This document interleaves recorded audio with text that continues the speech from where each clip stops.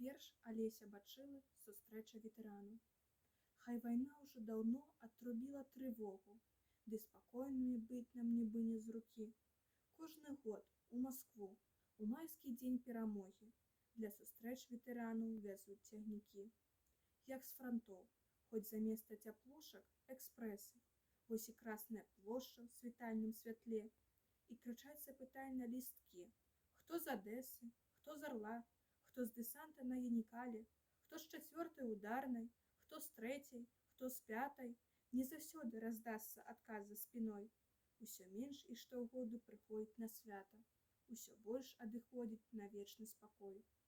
Адыходзіць, і меншае ў свеце спакою, што не дадзена долі ў вечнасці ім, і варушыцца сполах у сэрцы.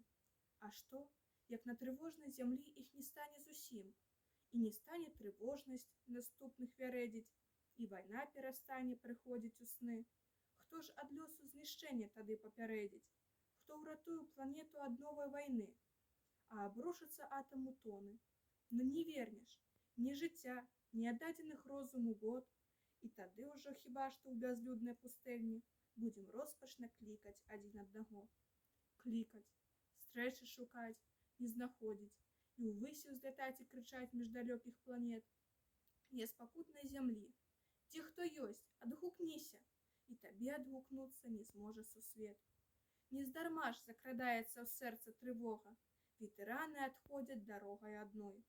Эстафетай прыміце ж ад іх перамогу, перамогу над страшным вар'яцтвам, вайной, чытала Хмелеўская Тацяна.